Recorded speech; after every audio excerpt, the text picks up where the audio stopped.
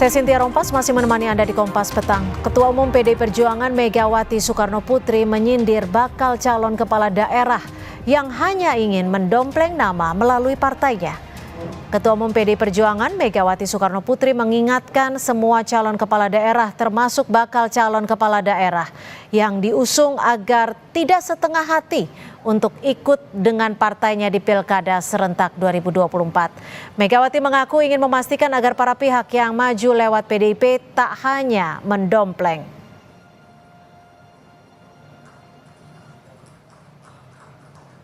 Dinamika politik ini ini buat saya dialektika. Bung Karno mengajarkan pada saya dialektika. Jadi kita bisa lihat gitu. Terus nanti melihat aksi reaksi gitu kan. Nanti semuanya saya ajarin itu, siapa yang nggak mau nurut out gitu aja.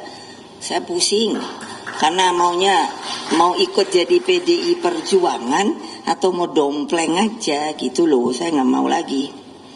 Ya kalau konsisten aja, kalau mau jadi masuk PDI Perjuangan ya jadi dengan namanya lahir batin tuh ya rohnya roh PDI Perjuangan.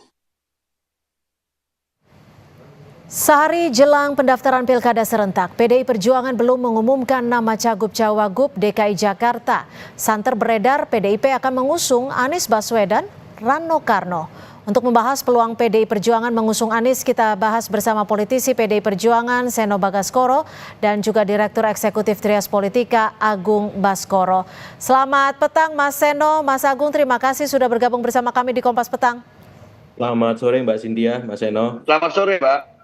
Mas Agung, selamat sore. Ya. Mas Seno, Pak Anies udah bertemu dengan Bu Mega pagi tadi. Hasilnya seperti apa? Ya, pertemuannya kan terjadi tidak dengan Ibu Ketua Umum, tapi tadi ada foto yang beredar disampaikan sudah viral bahwa Pak Anies bertemu dengan Pak Rano Karno. Tapi kan beberapa hari yang lalu juga sudah ada pertemuan secara formal yang terjadi di DPD PDI Perjuangan Jatim. Jakarta maksud saya. Artinya apa? Artinya secara proses sebagai partai yang mengedepankan kelembagaan partai, proses komunikasi politik itu kami lakukan.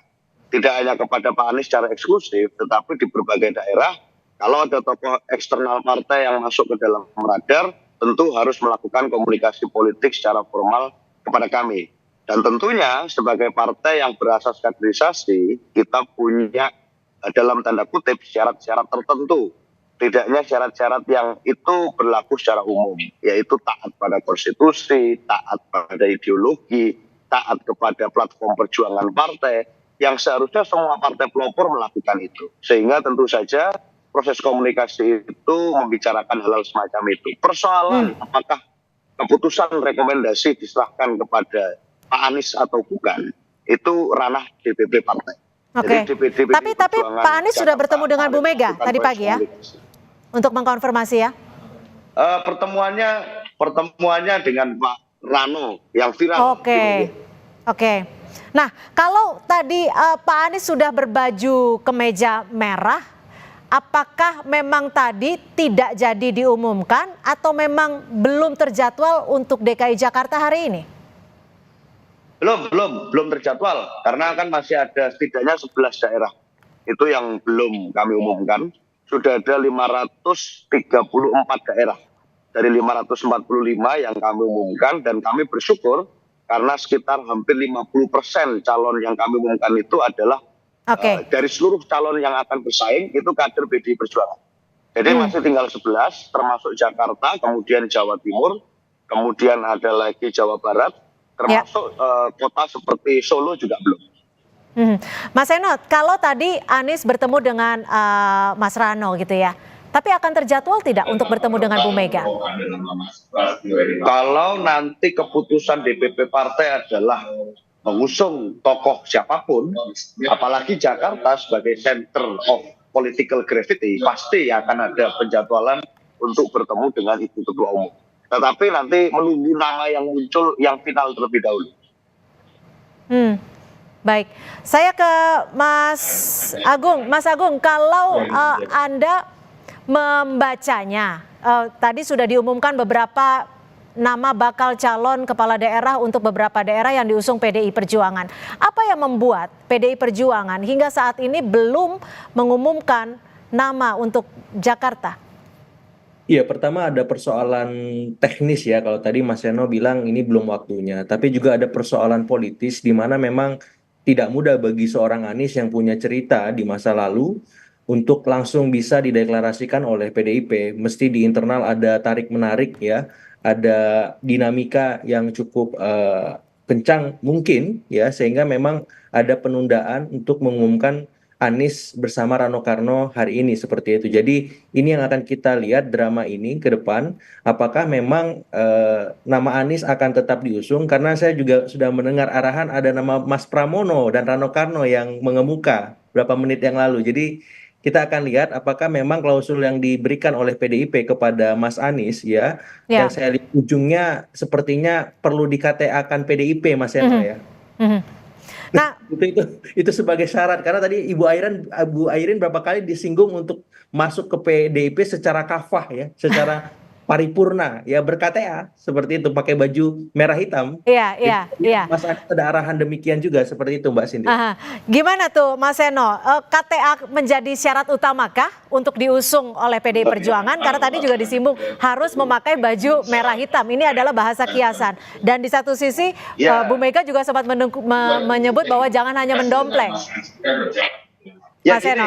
Kalau kita itu partai yang berasas mau sama mau, harus didasarkan atas sama-sama ingin, kesadaran dari diri masing-masing. Jadi kalau itu sifatnya adalah kawin paksa politik, ya sebaiknya tidak. Bu Mega kan clear. Tapi kalau itu memang dari kesadaran ingin berjuang bersama PDI Perjuangan, ingin melakukan internalisasi nilai, mengikuti proses kaderisasi sebagai kader yang ber-KTA, tentu kita akan sangat gembira. Tetapi kalau itu dipaksakan sebagai satu keharusan, kita tidak mengharapkan ada paksaan bagi orang per orang tertentu. Apalagi di Jakarta, bukannya kenapa, tetapi kita melihat bahwa banyak sebenarnya nama-nama kader PDI Perjuangan yang memang berproses di PDI Perjuangan yang juga selalu muncul di survei. Jadi prosesnya kami berjalan, kami terbuka kepada semua orang, tetapi tentu harus berdasarkan kesadaran dan keinginan masing-masing. Tidak mungkin hanya dari paksaan demi paksaan, karena bahaya kader organik saja kami memproses, ada yang bisa balelo dan tidak nurut, itu ceritanya macam-macam, banyak gitu ya. Apalagi kalau ini karena lahir dari kawin paksa, akan lebih berbahaya untuk masa depan. Ya. Jadi Mas Seno, kami terus matangkan.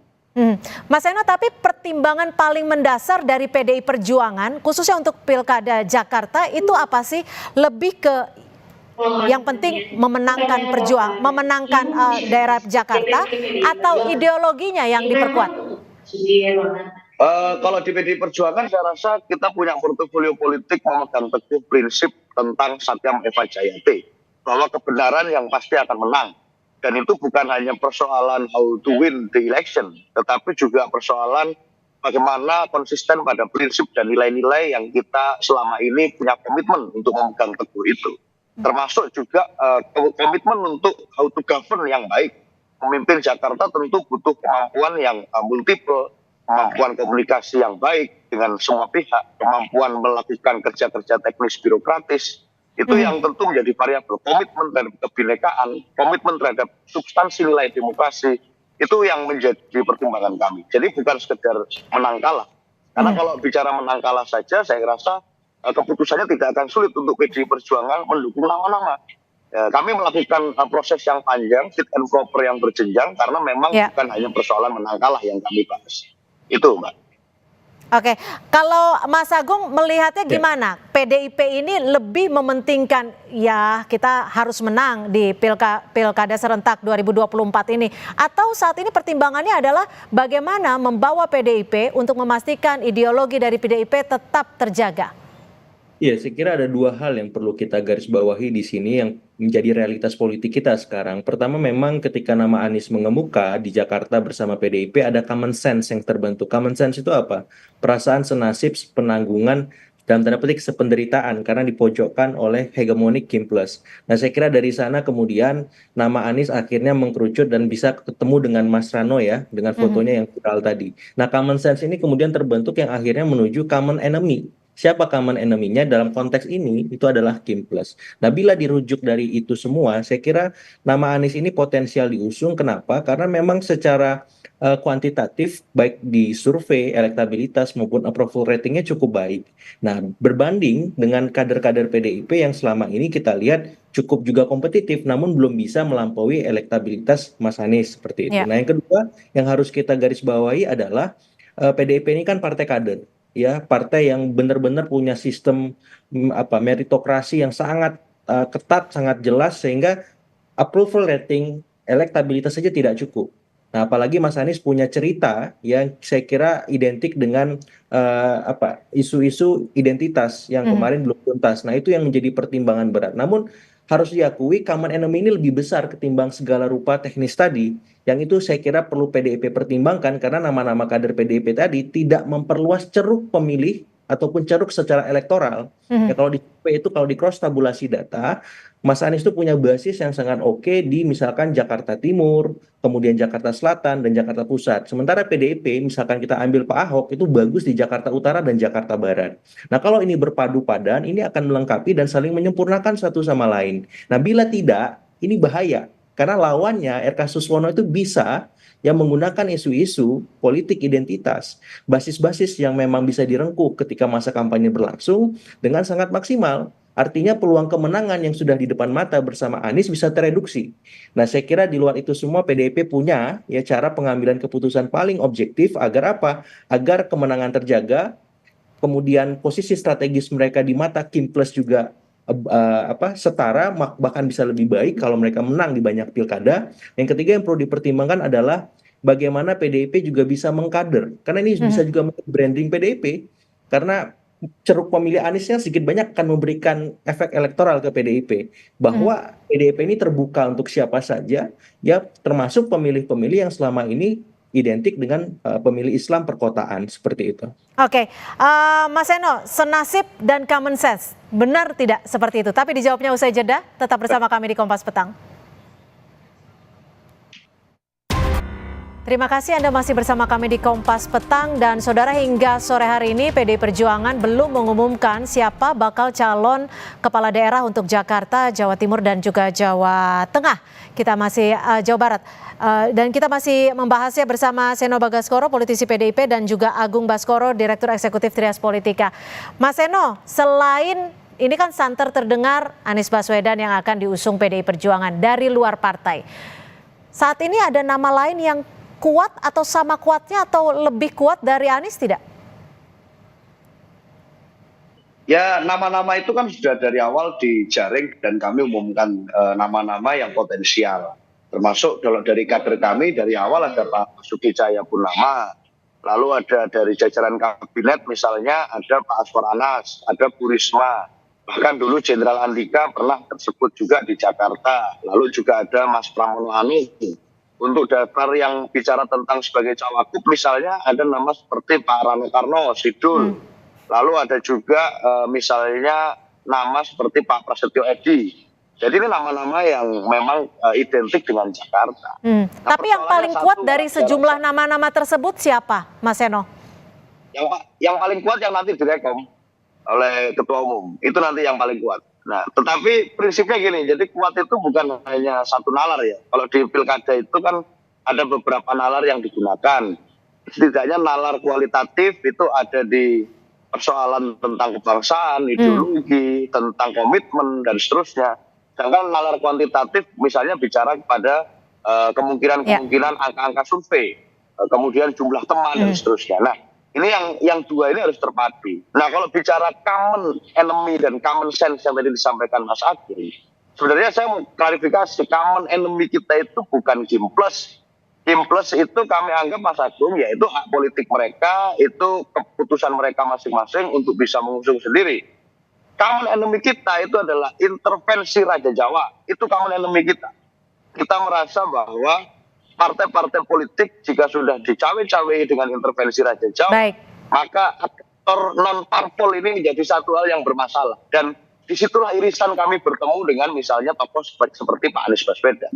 Prinsipnya di situ sebenarnya. Oke, tapi kalau sejauh ini untuk melihat kondisi saat ini yang terjadi, Untuk Bu Mega sendiri lebih suka nama mana dan apakah akan mengusung kader sendiri atau tidak apa-apa bagi Bu Mega untuk mengusung kader di luar partai? Mas Eno. Baik, saya akan ke Mas Agung terlebih dahulu. Mas Agung, kalau dilihat-lihat dari tadi sudah disebutkan bahwa yang dilawan adalah bukan Kim Plus. Nah, kalau dilihat dari kondisi ini, mana yang paling menguatkan PDI Perjuangan untuk maju di Pilkada Jakarta? Nama siapa? Audionya mohon maaf, Mas Agung. Secara ideologis otomatis yang diutamakan kader. Tapi kalau secara pragmatis otomatis non kader, ya ada nama Anies Baswedan seperti itu. Nah, tapi kan dalam situasi seperti ini kader non kader ini menjadi relatif ya. Kalau saya lebih suka bagaimana keduanya bisa dikawinkan dan bisa memberikan kekuatan yang besar bagi PDIP ketika mengusung paket calon ya, gubernur maupun wakil gubernur saat pilkada nanti. Karena yang dihadapi ini memang kan koalisinya gemuk, kemudian figurnya baik Ridwan Kamil maupun Suswono itu merupakan figur yang cukup komprehensif juga. Ridwan Kamil punya elektabilitas, ya walaupun masih di bawah Anies dan Ahok, tapi di saat yang sama Suswono ini punya mesin partai yang solid. Nah, idealnya PDIP juga bisa menggabungkan dua nalar itu. Nalar kualitas figur yang punya elektabilitas dan nalar mesin partai. Nah, dan yang paling penting kemudian pasangan yang diusung PDIP ini memang solid dan punya daya tahan politik terhadap gempuran beragam isu. Apakah isu-isu soal primordial, isu-isu soal kesejahteraan masyarakat, maupun isu-isu yang relevan lainnya dengan kondisi Jakarta hari ini. Mengapa? Karena belajar pengalaman 2017, di sana PDIP kecolongan, dan harapannya di 2024 ini jangan sampai terulang lagi. Dan apalagi di sini sudah ada sosok yang memang relevan untuk dijagokan seperti itu. Nah, itu yang memang ada pertemuan di mana aspirasi publik ataupun masyarakat memilih Jakarta dengan kondisi politik yang hari ini yang tadi saya sampaikan common sense itu dalam nama Anies Baswedan seperti itu. Mas Eno, tadi sempat belum terjawab. Saat ini melihat kondisi saat ini PDI Perjuangan akankah mengusung kader sendiri atau Ibu Mega tidak apa-apa jika untuk Jakarta mengusung orang dari luar partai? Mas Eno, mohon maaf. Kolaborasi, kerjasama politik dengan tokoh-tokoh di luar internal partai itu juga bisa dilakukan sebagai bentuk terobosan dan kerjasama politik dengan pihak-pihak di luar internal. Di Jakarta apakah menutup kemungkinan? Tentu tidak. Ada potensi kami dapat mengusung kader dari luar atau dari dalam. Nah, persoalannya kan satu, kader internal kami itu nanti posisinya di calon gubernur, calon wakil gubernur, atau kedua-duanya. Nah, ini yang sedang kami tajamkan. Tetapi kami pastikan bahwa akan ada kader internal kami yang ikut berkontestasi di dalam Pilkada Jakarta. Bahwa namanya hari ini tentu kami masih belum bisa sampaikan, kami tidak mau DCI Kerso, Ketua Umum sebagai yang memiliki kewenangan, tetapi proses itu berjalan. Dan itu tidak menutup kemungkinan bagi siapapun untuk bisa bekerja bersama dengan PDI Perjuangan, asalkan nurut dengan ideologi Pancasila, dengan konstitusi UUD 45, dengan platform partai, dan taat pada komitmen, tidak berubah-ubah. Kalau figur Anies Baswedan sesuai tidak dengan nurutnya PDI Perjuangan ini? Ya seperti yang tadi disebutkan, nurut dengan ideologi, platform, dan lain sebagainya. Yang sedang kita bicarakan di DPP partai, artinya apakah nanti pengalaman panjang bicara tentang politik di Jakarta dengan pengalaman kita pernah berkontestasi dengan Pak Anies itu tentu merupakan suatu pengalaman politik yang tidak boleh kita lupakan. Itu ada di dalam sejarah bangsa Indonesia. Tetapi kan setelah Pilgub kemarin itu kita tidak berjalan di ruang hampa politik. Artinya ada peristiwa demi peristiwa yang susul menyusul, termasuk yang paling signifikan adalah Pilpres 2024. Dan di sanalah kita punya concern yang sama tentang politik melawan nepotisme, politik melawan semangat anti demokrasi, politik yang berusaha untuk menggunakan cawe-cawe intervensi kekuasaan Raja Jawa. Nah, concern-concern itulah yang kemudian menjadi irisan concern yang sama yang kita miliki misalnya dengan tokoh seperti Pak Anies. Jadi rasionalisasinya ada di sana. Tetapi kan menentukan calon pemimpin untuk Jakarta, memberikan rekomendasi partai itu tidak bisa hanya satu variabel. Variabel lain itu harus kami uji, sehingga tentu Jakarta menjadi salah satu daerah yang belum bisa kami umumkan hari ini. Prinsipnya di situ, Mbak. Oke, Mas Agung, ini kan kalau untuk melawan RK dan juga Suswono bisa dikatakan dibutuhkan figur yang cukup kuat untuk memenangkan kontestasi. Untuk melihat basis PKS sendiri yang cukup kuat di Jakarta, bagaimana sekiranya PDIP bisa bertaktik? Iya, saya kira nama Anies ini bisa menjawab itu karena dalam tanda petik mengisi kekosongan figur, kemudian yang kedua juga bisa menggerus grassroots PKS yang selama ini solid karena ada fenomena di survei itu istilahnya split ticket voting ya Mbak Cynthia. Jadi memilih partainya di pileg, kemudian tapi di pilkada memilih figur yang memang dekat dengan ideologi mereka. Dan konteks ini relevan sekali karena apa, figur ID di negeri kita kan sangat rendah. Yang menguat itu, partai ID rendah, figur ID yang menguat. Dan Anies itu bisa merangkum pemilih-pemilih PKS yang selama ini terpresentasi dalam sosoknya. Nah dengan itu saya kira ini sebuah peluang yang sayang untuk dilewatkan, apalagi ada momen di mana kita tahu bahwa ya narasi perubahan yang selama ini digaungkan oleh koalisi yang mengusung Anies di Pilpres kemarin dalam tanda petik selesai dengan sendirinya. Nah, Anies ini bisa membawa nafas baru bagi PDIP dalam konteks misalkan PDIP Perjuangan Plus ya. Karena ini sosok pokok perubahan itu sendiri yang bisa dalam tanda petik memastikan ya soal apapun lah, mungkin soal kritik terhadap nepotisme, soal kemudian Raja Jawa dan seterusnya itu bisa terbawa dalam satu nafas. Nah, kalau misalkan ini kemudian ditarik ke sosok yang lain, saya khawatir kemenangan yang diincar PDIP dalam pilkada di Jakarta nanti tereduksi, terminimalkan gitu. Kenapa? Karena ini lawan yang dihadapi yang dalam tanda petik punya paket lengkap plus-plusnya seperti itu. Nah, kalau bisa PDIP harus ada plus-plusnya juga, apakah lewat sosoknya, koalisinya, dan seterusnya. Mas Agung, tapi kalau figur Anies Anda sebut bisa menjawab itu semua. Tapi secara platform ideologi yang diharapkan oleh PDI Perjuangan adalah setia dengan platform PDI Perjuangan. Apakah itu bisa menjawab juga? Iya, ini tinggal tergantung Anies ya. Apakah misalkan dalam tanda petik bahasa Ibu Mega itu nurut dengan aspirasi yang dibawa PDIP ataupun Ibu Megawati sebagai ketua umum pemilik mandat tertinggi di partai. Karena partai itu pasti punya aturan main. Dan selama ini kan Anies asik dengan independensi dan netralitasnya. Itu yang saya kira berapa kali dimention Ibu Mega ketika tadi ya menyerahkan rekomendasi khususnya ke Ibu Airin ya, berapa kali dinotis Ibu Airin supaya pakai baju merah hitam, Ibu Airin supaya berpihak dan seterusnya. Dan saya kira ketika saya mensimulasikan di sana ada Anies, maka ketika Anies masuk PDIP selesai itu barang. Oke, tapi kalau menurut Anda, hitung-hitungan Anda lebih mana yang menguatkan? Anies Rano atau Pramono Rano? Saya masih pilihan yang pertama ya, ada Aniesnya. Siapapun kader yang dipasang dengan Anies, kemungkinan menangnya lebih besar ketimbang tanpa Anies menghadapi RK Suswono yang saya kira paket lengkap untuk menang ketika Anies tidak ada di sana. Oke, Mas Seno, melihat jawaban-jawaban ini dan juga perspektif ini, apa yang akan dilakukan PDI Perjuangan dan kapan tepatnya PDI Perjuangan akan mengumumkan nama? Ya secepatnya, yang pasti sebelum tanggal 29 berakhir pasti sudah kami umumkan nama. Karena kami taat pada aturan main di KPU dan sehingga sebelum tanggal 29 berakhir pasti akan kami umumkan. Apakah besok atau besok lusa kan tinggal menunggu waktu. Tetapi saya kira sekarang sudah semakin jelas bahwa prinsip PDI Perjuangan ini seperti ini. Kami terbiasa berada pada situasi sejarah yang mana saat dihadapkan pada pilihan apakah kami harus menang atau kami konsisten, seringkali kami mengambil keputusan untuk berada pada sisi pihak sejarah yang konsisten. Baik. Jadi tinggal menunggu waktu, siapapun yang mau bergerak bersama dengan kami, ya silahkan kita samakan nilai-nilai dengan apa yang menjadi DNA dari PDI Perjuangan. Baik, kita nantikan nanti pengumuman dari PDI Perjuangan. Terima kasih sekali lagi Mas Seno Bagaskoro, politisi PDI Perjuangan, dan juga Mas Agung Baskoro, Direktur Eksekutif Trias Politika, sudah berbagi di Kompas Petang.